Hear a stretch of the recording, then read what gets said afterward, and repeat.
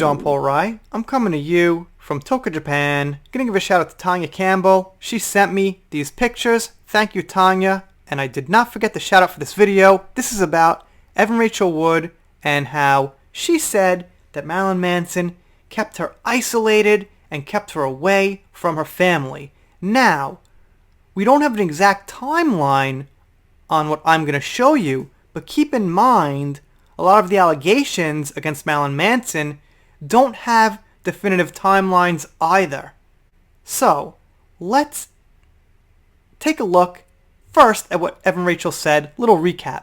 In her testimony, Wood described a relationship with an unidentified older man who broke her down through means of starvation, sleep deprivation, and threats against her life.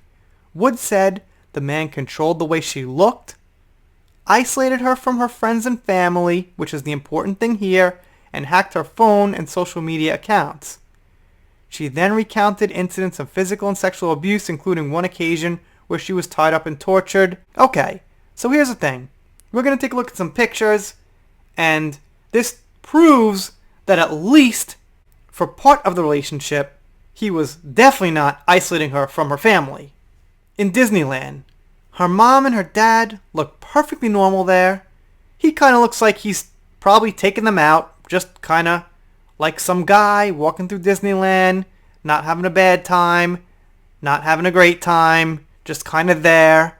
When I have to go to Disney once in a while, I don't like it, I don't hate it, it's just kind of a chore, and I know most of the other people are having more fun than I am, which I think is the case here.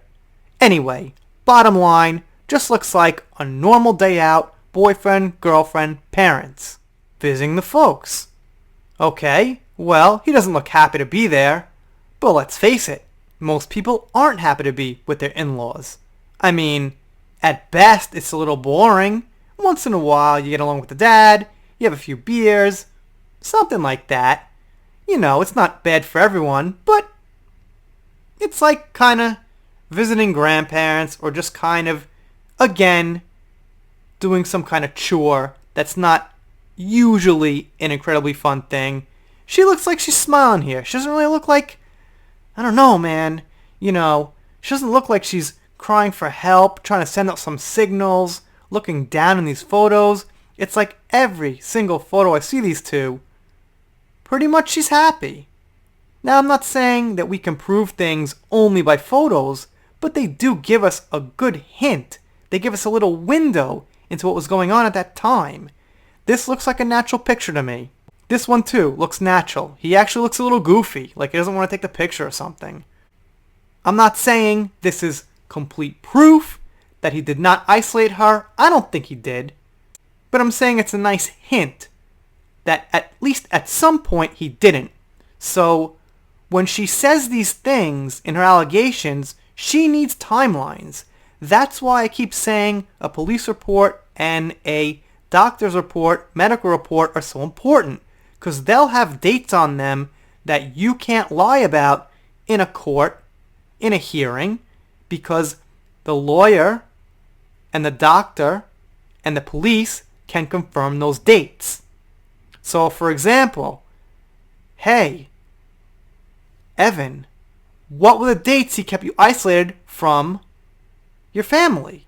And she says, well, December 15th, around that time. But we have these pictures of you in Disney at that time. So he didn't. Now, that's not real, but I'm giving you an example of how we can prove some of her statements to be wrong if we have some proper evidence or if she gave proper timelines. We've also got some pictures of like scars that might or might not be from him.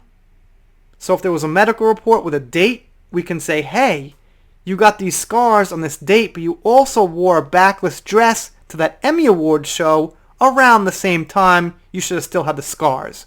So what I'm saying is, if you've got these pictures and you've got these stories, the timelines are important because there's a lot of other pictures floating around of you out there from those dates that we can kind of match up.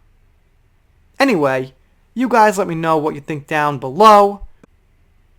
I'll keep an open mind.